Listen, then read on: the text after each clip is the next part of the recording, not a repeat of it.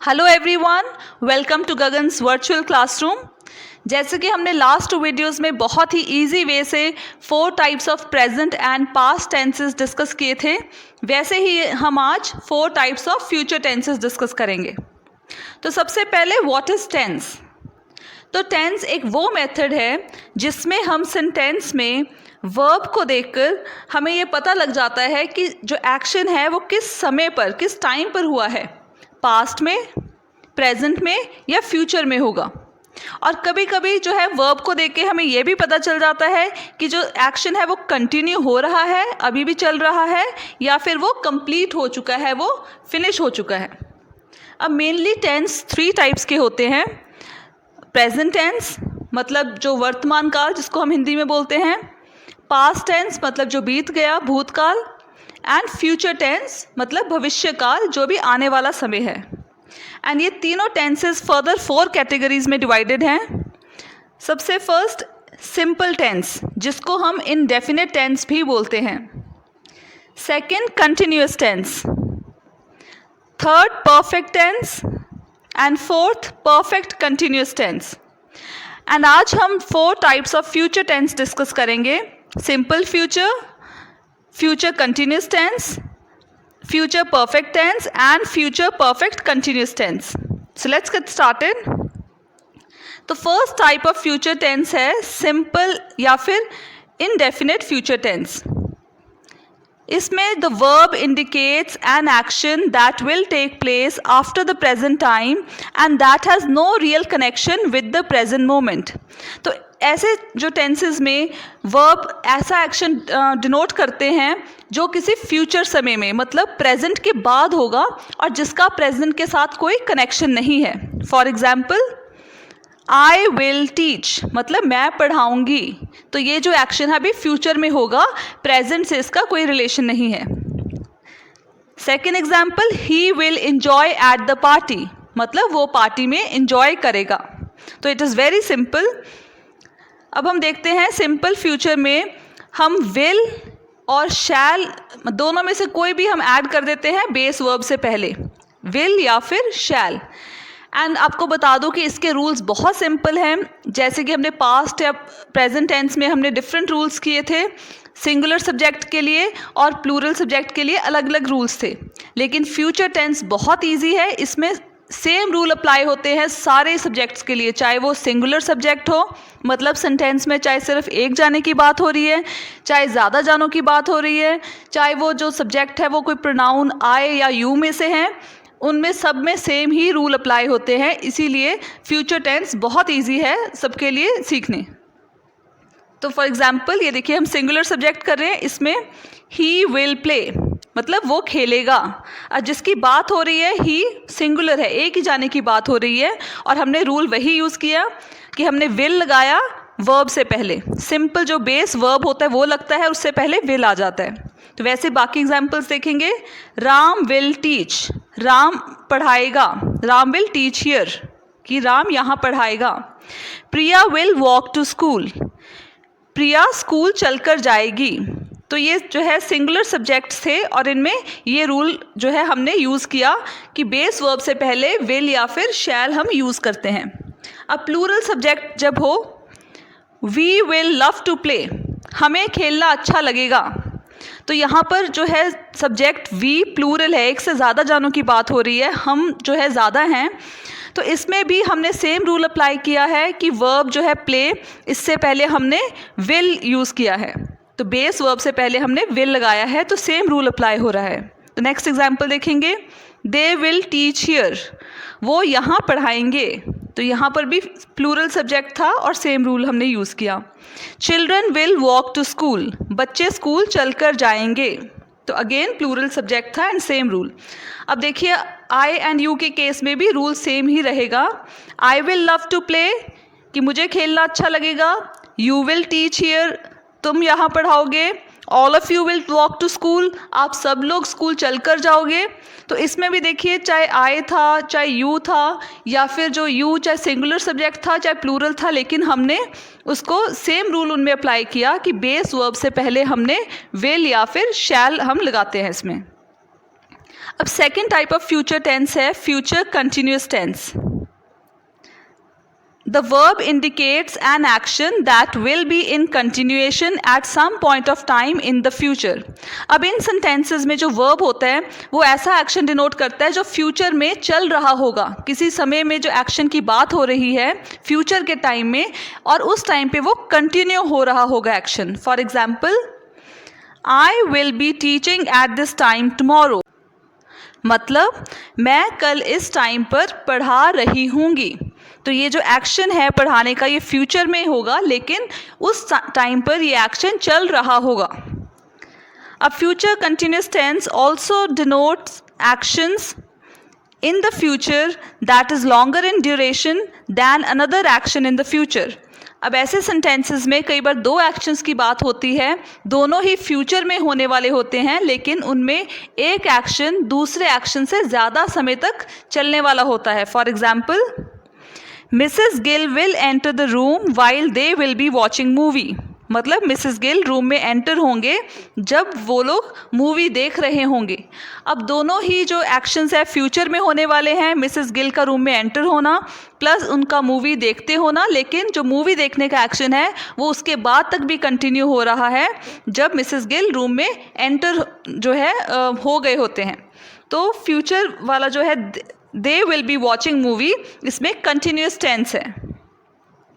अब इसमें रूल देखिए, फ्यूचर कंटिन्यूस टेंस में बेस वर्ब के साथ हम आईएनजी ऐड कर देते हैं, प्लस इससे पहले हम विल या शैल और साथ में बी लग जाता है. विल बी डूइंग और शैल बी डूइंग ऐसे हो जाता है. और सारे सब्जेक्ट्स, चाहे वो सिंगुलर सब्जेक्ट है, चाहे प्लूरल है, चाहे प्रोनाउन आई या फिर यू है, सब में सेम रूल अप्लाई होते हैं. For example, the baby will be crying, कि जो बच्चा है वो रो रहा होगा. अब यहाँ पे एक बच्चे की बात हो रही है, सिंगुलर सब्जेक्ट है, और हमने वर्ब क्राई के साथ आईएनजी लगाया है और उससे पहले विल बी ये ऐड कर दिया है.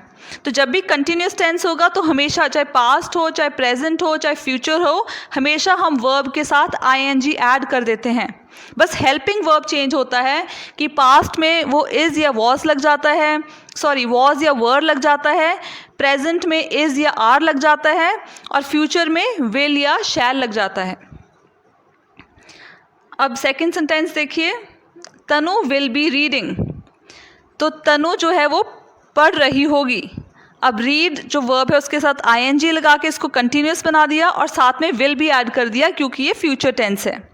Sumit will be eating cake. अब इस केस में भी जो सुमित सिंगुलर सब्जेक्ट है. अब सेकंड केस जब प्लूरल सब्जेक्ट होते हैं, the babies will be crying, बच्चे रो रहे होंगे. अब अगेन चाहे प्लूरल सब्जेक्ट था लेकिन फिर भी हमने सेम रूल अप्लाई किया, विल भी लगा दिया और वर्ब के बाद ING. We will be reading, हम पढ़ रहे होंगे. Sumit and Sahil will be eating cake, Sumit और साहिल केक खा रहे होंगे. अब इस सेंटेंस में भी दो सब्जेक्ट्स हैं. अगेन जब आई एंड यू प्रोनाउन जब सब्जेक्ट होते हैं, आई विल बी क्राइंग, मैं रो रही होंगी. यू विल बी क्राइंग, आप रो रहे होगे. All of you will be eating cake, आप सब केक खा रहे होगे. अब अगेन आई यू चाहे सिंगुलर सब्जेक्ट था चाहे प्लूरल था, लेकिन हमने सेम रूल यहाँ पर अप्लाई किया है. Now third type of future tense is future perfect tense. इसमें verb indicates an action in the future that will have been completed before another time or event in the future. अब ऐसे sentences में दो actions के बारे में बात होती है या फिर एक action और एक time के बारे में जो दोनों ही future में है, लेकिन जो एक action है वो दूसरे action से पहले complete हो चुका होता है, या फिर एक एक्शन जो है दूसरे टाइम से पहले कंप्लीट हो चुका होता है, मतलब फ्यूचर में होगा. तो एक एक्शन दूसरे एक्शन से पहले कंप्लीट हो जाएगा in the future. For example, I will have taught my students before the period gets over, कि मैं अपने बच्चों को पढ़ा चुकी होंगी जब पीरियड ख़त्म होगा. अब दोनों ही एक्शन फ्यूचर में होने वाले हैं कि पीरियड ख़त्म होने का एक्शन भी फ्यूचर में होगा और बच्चों को पढ़ाने का एक्शन भी फ्यूचर में. लेकिन जो एक एक्शन है पढ़ाने का वो दूसरे एक्शन से पहले फिनिश हो जाएगा, कि जो फ्यूचर में जब पीरियड ख़त्म होगा उससे पहले ही मैं बच्चों को पढ़ा चुकी होंगी. Now look at the second example, the baby will have slept before it's mother comes home. तो जो बेबी है वो सो चुका होगा उसके मदर के आने से पहले। अब अगेन दोनों एक्शन फ्यूचर में होने वाले हैं, मदर के आने का प्लस बेबी के सोने का, लेकिन जो बेबी है वो पहले सो चुका होगा उनके मदर के आने से पहले। अब इसमें रूल होता है फ्यूचर परफेक्ट टेंस में हम third form of the verb use करते हैं और साथ में विल या शैल प्लस हैव लगा देते हैं। अगेन चाहे प्रेजेंट परफेक्ट टेंस था चाहे पास्ट परफेक्ट टेंस, हम हमेशा third form of the verb he use करते हैं जिसको हम पास्ट पार्टिसिपल बोलते हैं। और उसके साथ हम पास्ट में हैड यूज़ करते हैं यहाँ पर, और प्रेजेंट में हैज़ या हैव लगाते हैं, और फ्यूचर में हम विल हैव या फिर शैल हैव लगाते हैं। अब इसमें भी सब्जेक्ट चाहे सिंगुलर हो प्लूरल हो कोई भी प्रोनाउन सब्जेक्ट हो, हम सेम रूल अप्लाई करेंगे। For example, Ram will have eaten his food. Ram अपना खाना खा चुका होगा, सिंगुलर सब्जेक्ट है। ईट का हमने थर्ड फॉर्म यूज़ किया है ईटन, एंड साथ में will have. She will have cooked the meal, उसने खाना पका चुकी होगी। The brothers will have eaten their food, भाइयों ने अपना खाना खा लिया होगा। They will have cooked the meal, उन्होंने खाना पका लिया होगा। I will have eaten my food, मैंने अपना खाना खा लिया होगा। You will have cooked the meal, आपने खाना पका लिया होगा। अब देखिए यहाँ पर जो है प्लूरल सब्जेक्ट्स थे, फिर भी हमने सेम रूल अप्लाई किया, will have and third form of the verb. और यहाँ पर चाहे आई था चाहे यू था, हमने सेम रूल अप्लाई किया, third form of the verb eat और साथ में विल हैव। यहाँ पर भी third form of the verb cooked होता है और साथ में विल हैव लगाया है। अब हम करेंगे the fourth type of future tense, future perfect continuous tense. अब इन सेंटेंसेस में the verb indicates an action in the future that will not only start taking place before another time or event in the future but will also continue during the second event or time in the future. मतलब ऐसे sentences में हमें दो actions बताए होते हैं या फिर एक एक्शन और एक टाइम बताया होता है, और ये दोनों ही एक्शंस जो है फ्यूचर में होने वाले होते हैं, बट एक एक्शन दूसरे एक्शन या टाइम से पहले ना ही सिर्फ स्टार्ट हुआ होता है बट सेकेंड एक्शन के टाइम वो कंटिन्यू भी हो रहा होता है। For example, at that time tomorrow the boy will have been sleeping for an hour. मतलब उस टाइम पर कल जो लड़का है वो 1 घंटे से सो रहा होगा। अब यहाँ पर एक टाइम बताया है कल का, एक हमें एक्शन बताया है बच्चे के सोने का। अब बच्चे के जो सोने का एक्शन है वो ना ही सिर्फ कल के जो उस टाइम की बात कर रहे हैं उससे पहले शुरू हुआ है, बट उस टाइम पर भी चल रहा होगा कि बच्चा उस टाइम पर भी सो रहा होगा। इसीलिए हमने the boy will have been sleeping में परफेक्ट कंटिन्यूअस टेंस हमने यूज़ किया है। Second example is they will have been living there since 1992 when you visit them।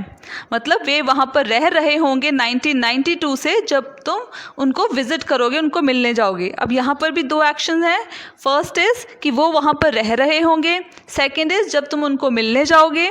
अब जो उनके रहने का एक्शन ना ही सिर्फ जो है आपके उनको विज़िट करने के जाने से पहले स्टार्ट हुआ है बट ऑल्सो वो कंटिन्यू भी हो रहा होगा, उस टाइम पर भी वो वहीं पर रह रहे होंगे।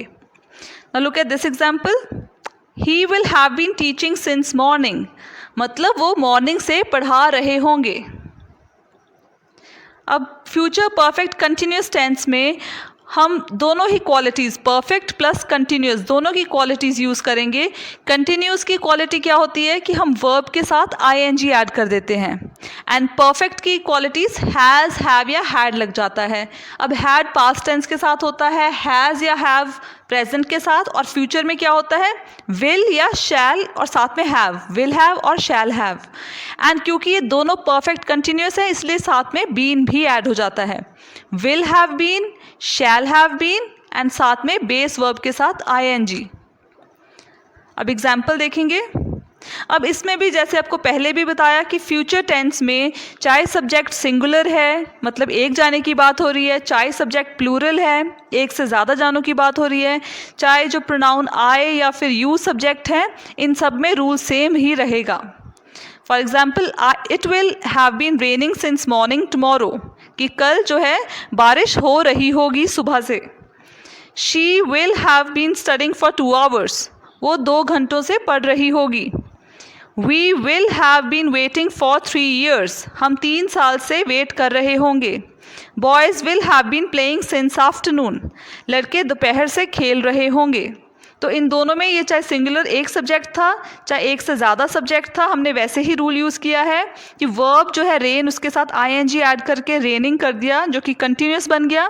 साथ में हमने हैव बीन लगा दिया जो कि फ्यूचर परफेक्ट कंटिन्यूस में लगते हैं. हैव बीन एंड साथ में verb plus ING.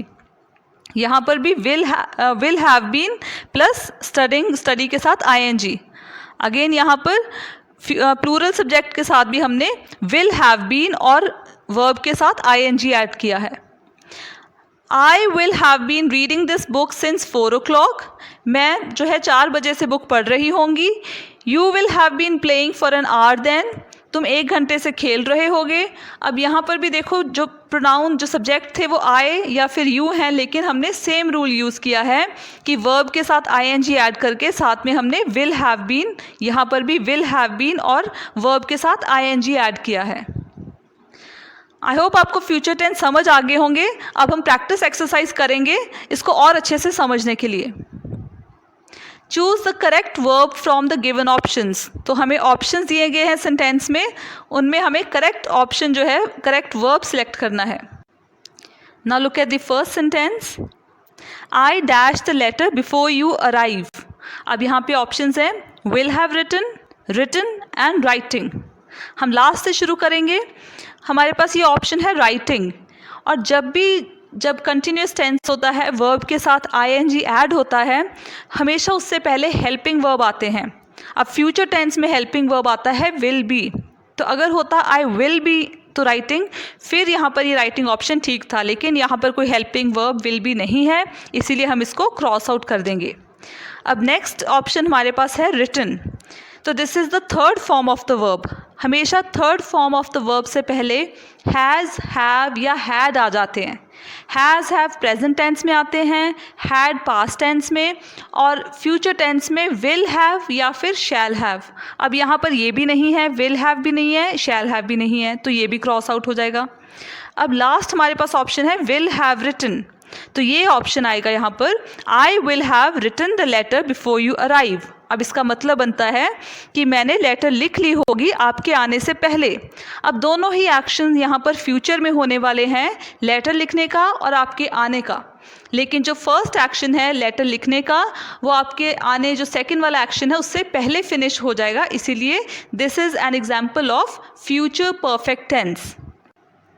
Now look at the second sentence. Priya dash sleeping when I call her. अब ऑप्शंस है विल हैव बीन, विल या will have. Now look at the second option. अगर हम लिखते प्रिया will sleeping तो ये बिल्कुल गलत होता, क्योंकि जो कंटिन्यूस टेंस स्लीपिंग वर्ब के साथ आईएनजी लगा है तो कंटिन्यूस टेंस बना है, तो इससे पहले फ्यूचर में विल बी आता है, लेकिन यहाँ पर बी मिसिंग है, इसीलिए अकेला विल यहाँ पर नहीं आएगा. So we will cross out this option. अब यहाँ पे ऑप्शन देखिए विल हैव. तो जब विल हैव आता है तो परफेक्ट टेंस में आता है, एंड विल हैव के बाद third form of the verb आता है जो कि यहाँ पर स्लेप्ट होना चाहिए था, लेकिन स्लेप्ट नहीं है, स्लीपिंग है. तो हमारे पास एक और ऑप्शन है कि जब विल हैव होता है तो इसके बाद अगर बीन आ जाए फिर हम स्लीप के साथ आईएनजी ऐड कर सकते हैं, मतलब फिर वो परफेक्ट कंटिन्यूस टेंस का एग्जाम्पल बन जाता है. Now look at the third option will have been. अब हमारे पास विल हैव के साथ बीन भी है, तो इसीलिए ये करेक्ट ऑप्शन होगा. Priya will have been sleeping when I call her, मतलब प्रिया सो रही होगी जब मैं उसको कॉल करूँगी. अब दोनों ही एक्शन फ्यूचर में होने वाले हैं, लेकिन जो ये एक्शन है सोने का ये तब भी कंटिन्यू हो रहा होगा जब जो सेकेंड एक्शन हुआ होगा. Now look at the third sentence. My sons dash the film tomorrow. अब यहाँ पे ऑप्शंस हैं विल सी, सीइंग या सीन. अब यहाँ पर हम पहले देखेंगे थर्ड ऑप्शन सीन. तो seen is the third form of the verb see. तो थर्ड फॉर्म हम तब यूज़ करते हैं वर्ब का जब हम उससे पहले हैज़, हैव या हैड हो. हैज़ हैव जब प्रेजेंट टेंस में, पास्ट में हैड और फ्यूचर में विल हैव या शैल हैव. अब सेंटेंस में देखिए पहले विल हैव या शैल हैव नहीं है, इसीलिए ये हम क्रॉस आउट कर देंगे, ऑप्शन करेक्ट नहीं है. Now look at the second option, seeing.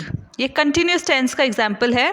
तो जब भी कंटिन्यूस में सीइंग वर्ब के साथ आईएनजी ऐड होता है तो उससे पहले विल भी हेल्पिंग वर्ब आना चाहिए, बट वो भी नहीं है प्रेजेंट, इसीलिए ये भी हम क्रॉस आउट कर देंगे।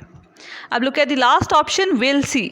ये लगाएंगे हम, my sons will see the film tomorrow, मतलब मेरे बेटे कल फिल्म देखेंगे। तो ये एग्जाम्पल है फ्यूचर टेंस का, अ सिंपल फ्यूचर टेंस का। Now let's look at the last sentence. She dash praying an hour from now. Options है will be या will have. Now let's look at the last option, will have. Will have में क्या है, हमेशा हम जब have आ जाता है तो हम third form of the verb use करते हैं। अब यहाँ पर वर्ब है praying, जो कि थर्ड फॉर्म नहीं है pray का थर्ड फॉर्म होता है prayed। तो इसका मतलब will have करेक्ट ऑप्शन नहीं है। अब हम यहाँ पे फर्स्ट ऑप्शन देखेंगे, विल। तो विल प्रेइंग भी इनकरेक्ट है, क्योंकि जो है जब वर्ब के साथ आईएनजी ऐड होता है तो फ्यूचर टेंस में हेल्पिंग वर्ब विल भी आता है, लेकिन यहाँ पर विल के साथ बी नहीं है। अब ये जो लास्ट ऑप्शन हमारे पास है विल बी, तो ये हम यहाँ पर लगाएंगे, she will be praying an hour from now, मतलब वो 1 घंटे बाद जो है प्रे करेगी। तो ये एग्जाम्पल है फ्यूचर कंटिन्यूस टेंस का, कि मतलब वो 1 घंटे बाद प्रे कर रही होगी। She will be praying an hour from now. Now let's look at the answers. I will have written the letter before you arrive. Priya will have been sleeping when I call her. My sons will see the film tomorrow. She will be praying an hour from now. I hope आपको ये 4 types of tenses अच्छे से समझ आ गए होंगे, future tenses. And ऐसे ही अगर आपको पास्ट एंड प्रेजेंट टेंसेस की भी एक्सप्लेनेशन चाहिए तो डिस्क्रिप्शन बॉक्स में लिंक है वीडियोस का, तो वो आप ज़रूर देखिए वीडियोस। एंड अगर आपको इस टॉपिक के रिलेटेड कोई डाउट हो या कोई सजेशन देने हो तो कमेंट सेक्शन में प्लीज़ ज़रूर लिखिए। Thank you so much.